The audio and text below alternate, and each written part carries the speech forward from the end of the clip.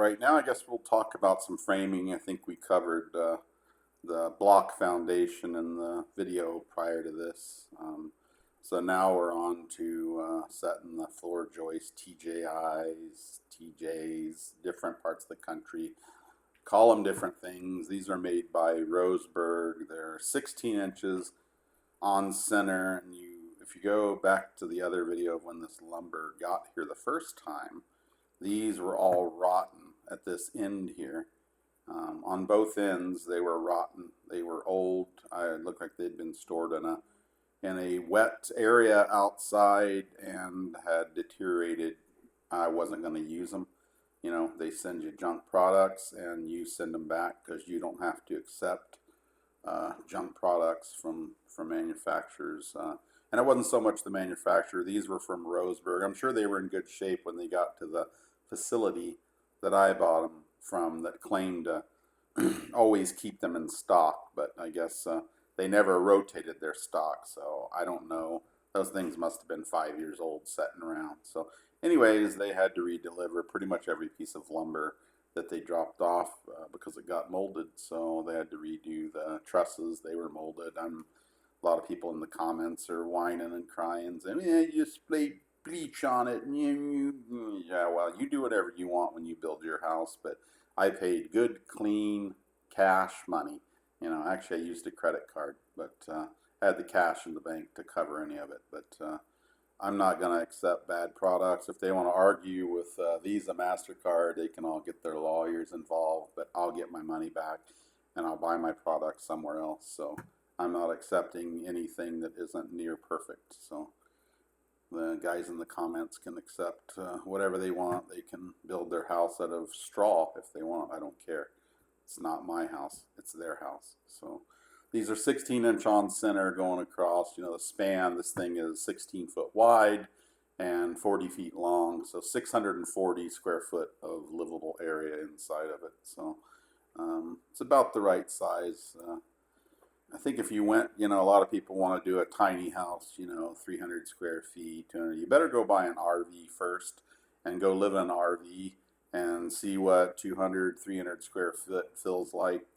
I've lived in quite a few RVs on job sites, and they're never big enough. The showers are small, the toilet's real small, everything about them is scaled down to try to fit, you know, on a trailer. So before you go buy a $100,000 tiny house from one of these guys, you might want to buy an RV for 20 grand, 30 grand, something like that.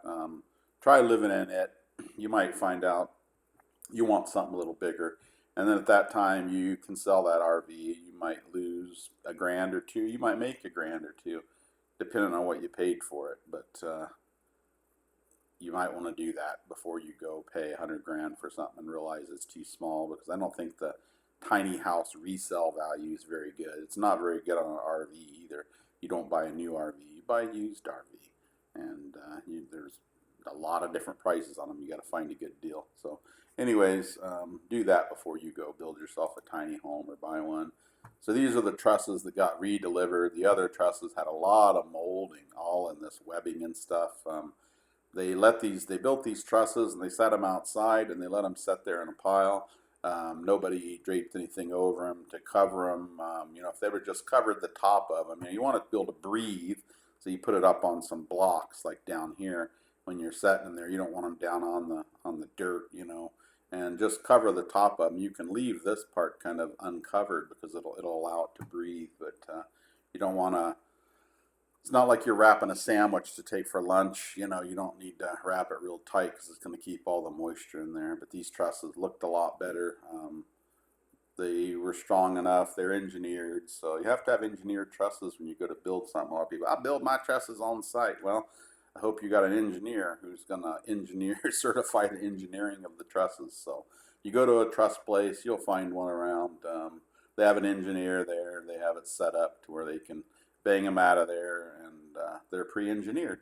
And then the inspector is going to say you got your truss calculations, or you're going to hand him a little thick little pile of papers, and it has all the trusses. I mean, I don't even know if he understands it. I don't understand it, but somebody must have understood it. So you got to do that.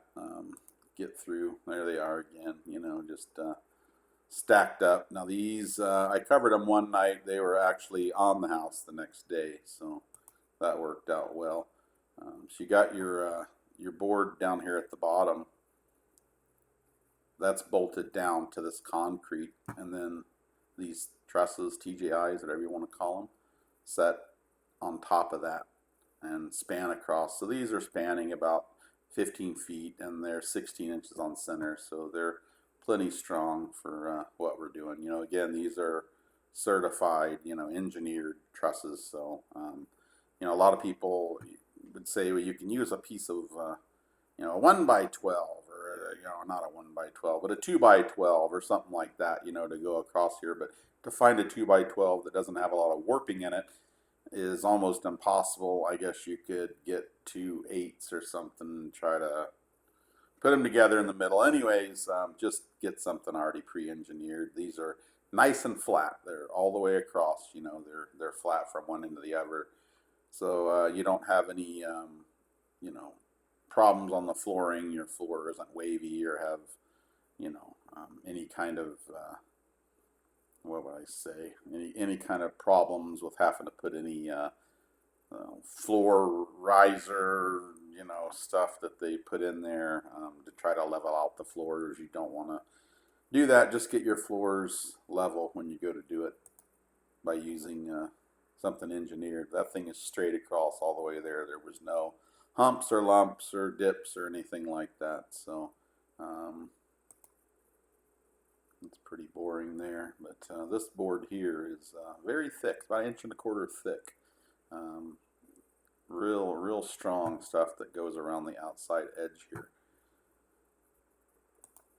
And then this here, you know, again, I want to stress that try to clean all this area up underneath here, because I did the plumbing in this house. If you're going to do the plumbing in this house, you don't want to be rolling around in a bunch of dirt clods and stuff like that. And, you know, just get this area in here as perfect as you can, because it's a lot easier to do before these get put in than it is after they get put in. So you'll notice this little piece of metal over here. That's that metal that I put on top of the block wall. That's in another video, but that's going to keep anything from coming up through the centers of these blocks. And a lot of them have concrete in them, but some of them don't. Even if you have concrete in it, it can contract and expand, and little termites or any kind of bugs can get up in there. So now they can't come up from the middle of the block. They have to come up here, and I will see them. I will see a trail of something, you know, termite trail, little, look like little dirt tunnels, and you can see it. So it's not coming up in the middle of it where I don't know what's going on. So that was also in that foundation video if you want to get a better look at what I'm talking about there. Pretty much standard stuff right there. I guess that's, you know, getting ready to put the Advantech flooring on. And this guy, you know, when this framer showed up, these guys are the real deal. Look at this. Ladders everywhere, trailer. He's got every kind of tool in there he'd need for the job site. This is one guy didn't have to loan any tools to. You know, sometimes when your framer's there, you might have to give them something here or there. This guy had every. I did loan him my radio, because their radio wasn't working very well that day. You got to have music on the job site. If there ain't no music, the quality standards go way down. So you got to keep them happy.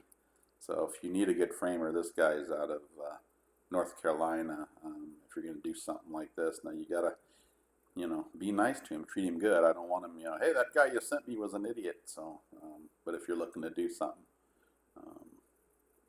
I can get you the name of a real good framer. I have to make sure that he's still doing it, but I think he is. They're young guys. They're only like 23 years old, you know, 25. So I assume they're still doing it. This is on this metal here. This metal used to come out and hang down over, but it was gonna affect the ability to put the siding on possibly, so I just went around and cut that excess edge off of there. That's why you don't see that on the outside anymore.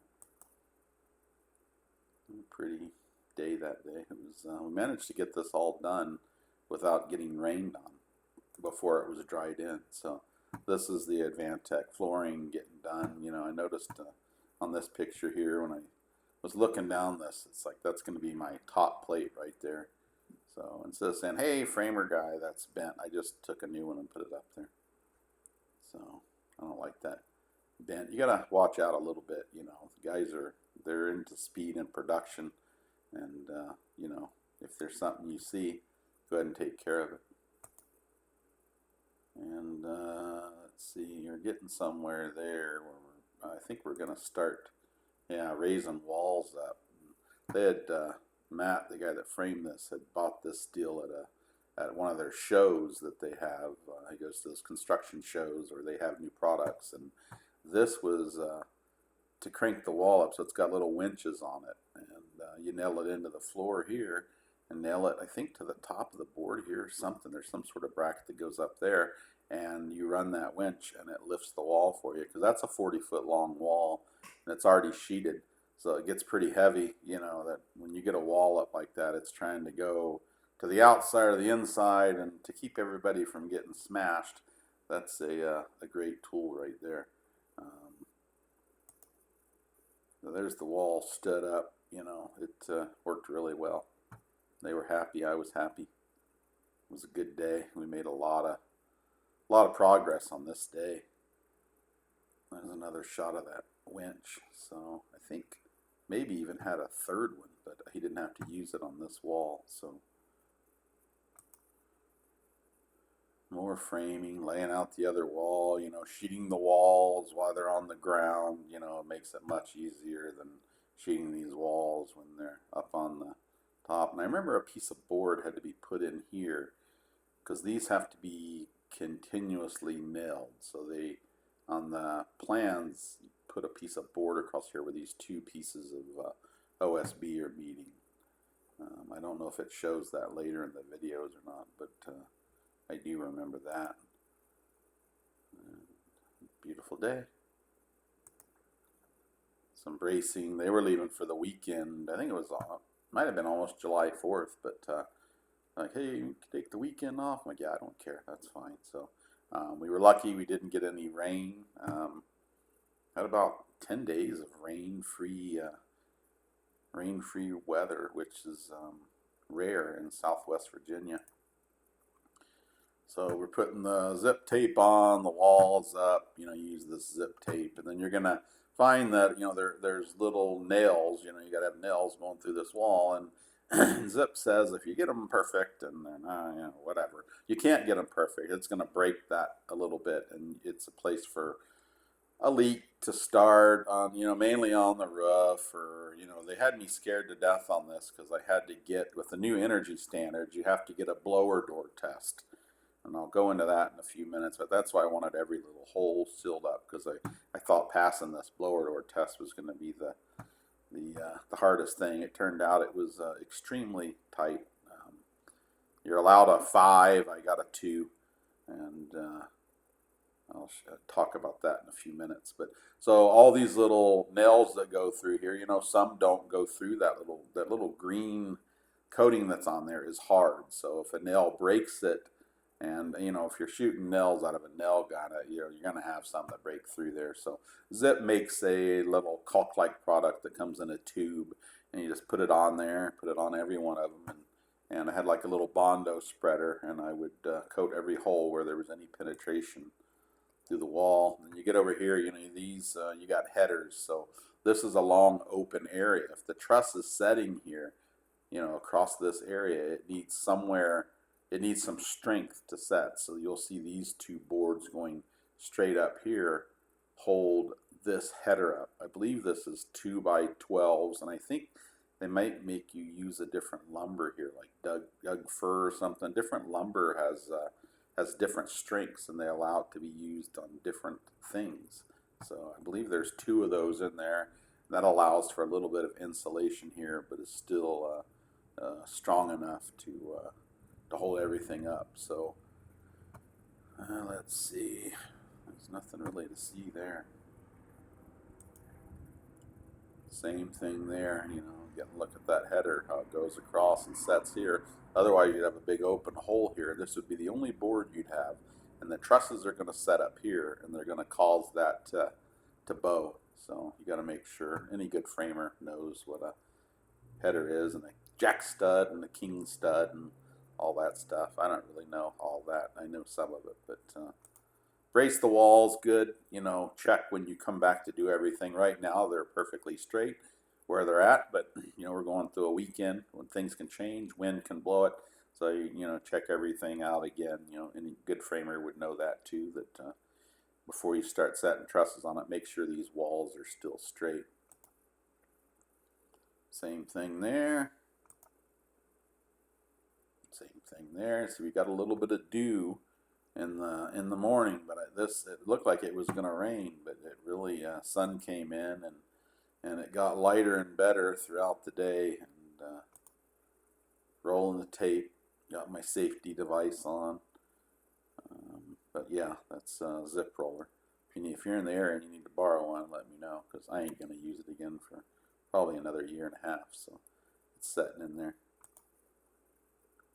That's the back of the house. This is where the bedroom is, and the bathroom's over here. Now this bathroom was supposed to be 5x8. I had them pull the wall out to make it 5x9. That way I could fit a little bit larger vanity. I think I got a 36-inch vanity inside there now. You know, you got to have your shower. You know, I think I put a 36-inch shower, just a regular, 36 by 60. I don't do tile showers anymore because they always leak, and there's a lot of people that say, no, they don't leak if you do them right. Well, I'm going to tell you what, you better be the best ever, because I've seen a lot of them leak. That grout expands and cracks, and they, we put rubber underneath it, you put this underneath it.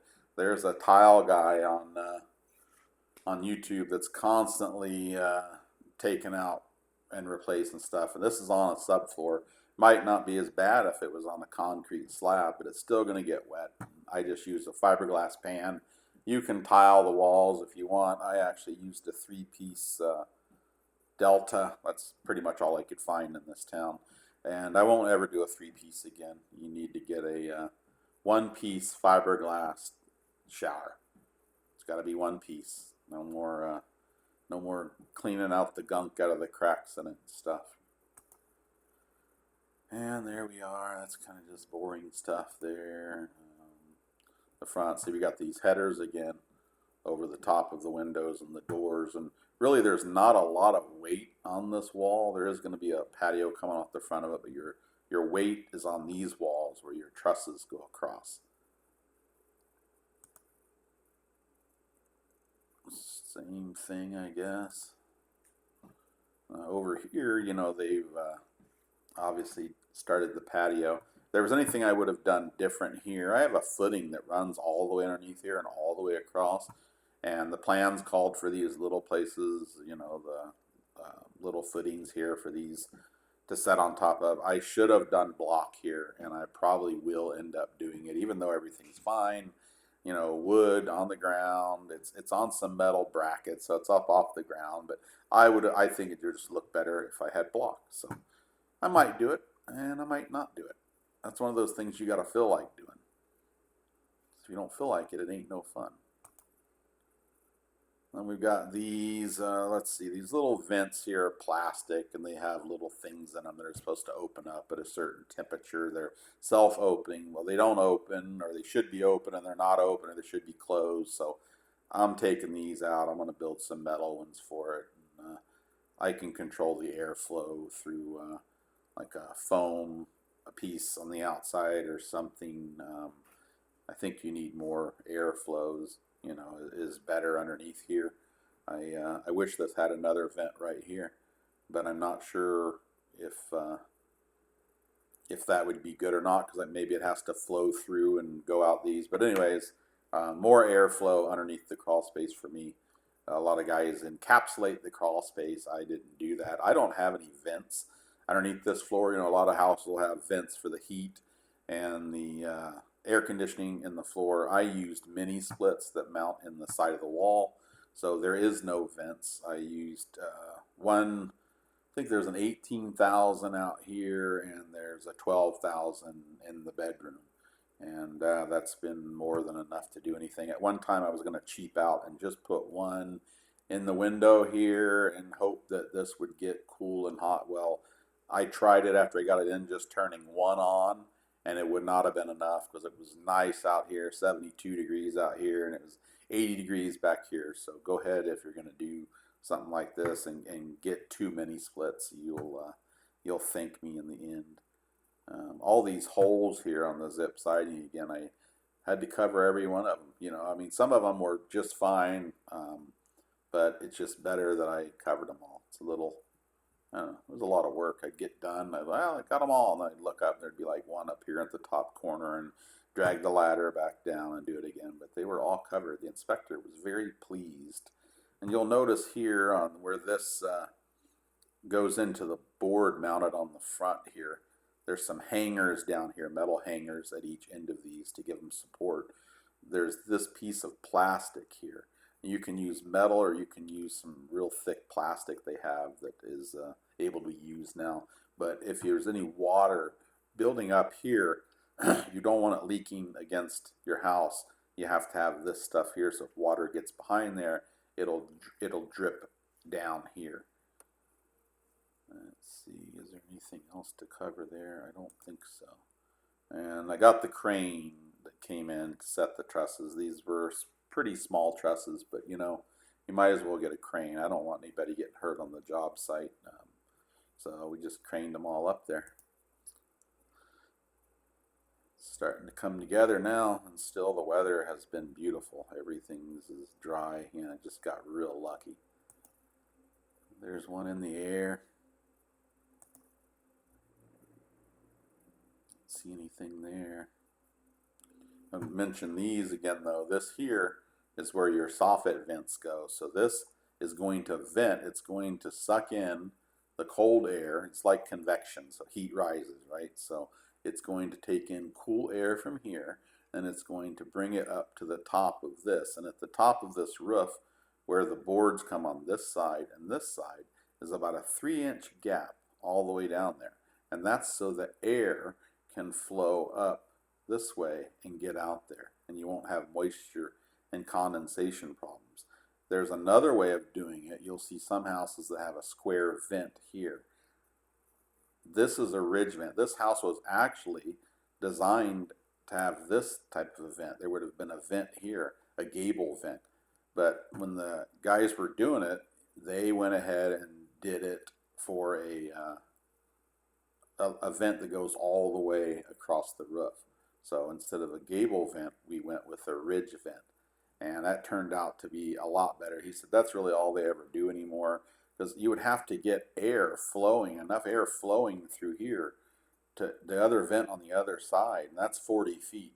It's better if you can just do a ridge vent. So at first I was like, what the heck's that from? But anyways, it turned out better. So I guess that's that there. And we're looking at this, same thing, you know, just pretty boring stuff right there. I did come inside here.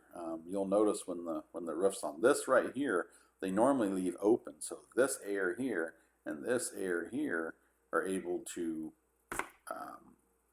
get air from one to the, anyways, I went and I put in another piece of sheeting up here.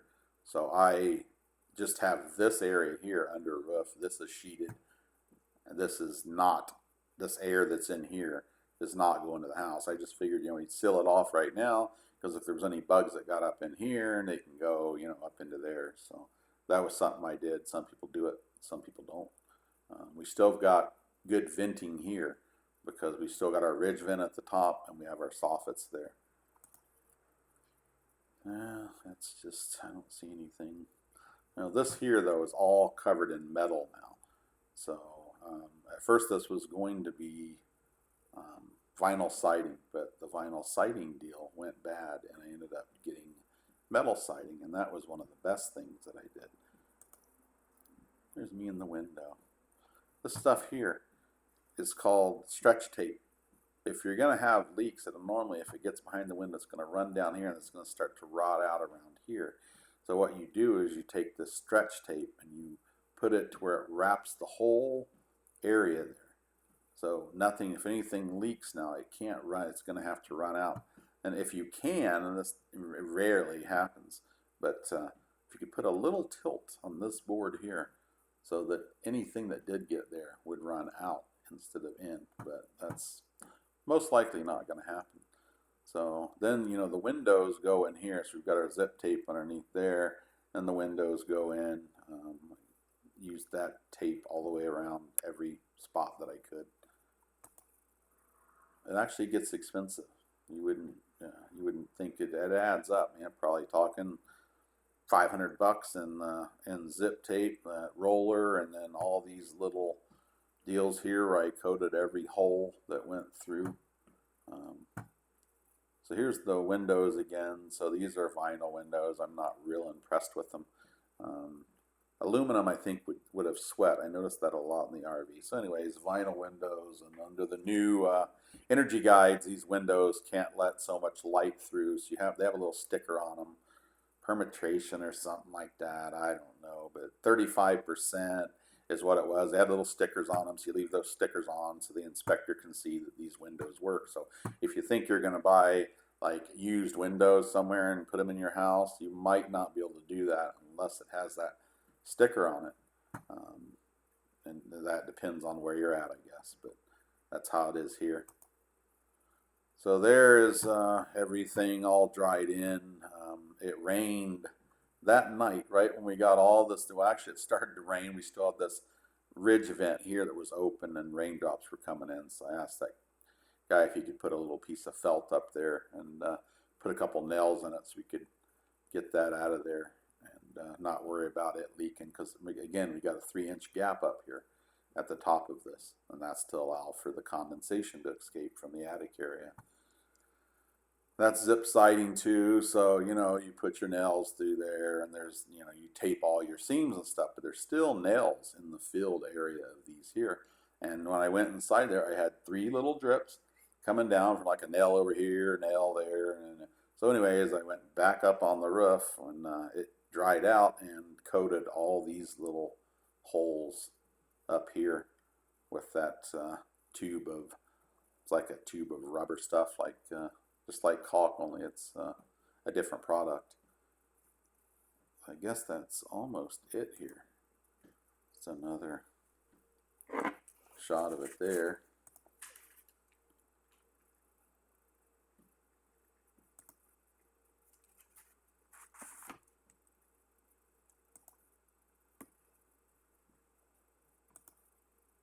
There's me on the roof.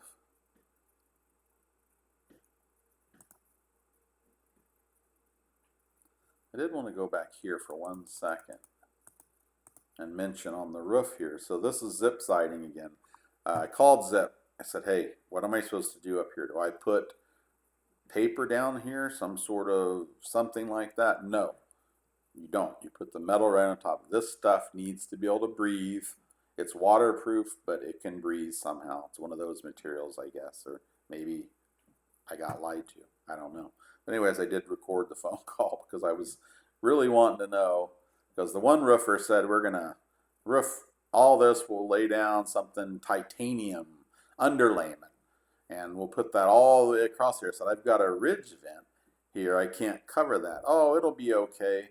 He said if it starts to mold, you can just cut a vent back here and a vent there. I said, well, I'm not even going to get to that point. So anyways, I ended up finding a different roofer, and when the roofer came out and he looked at it, he, you know, gave me, I said, I get all the materials, you know, looking for labor. He said, got back with me later that day, and he said, $750.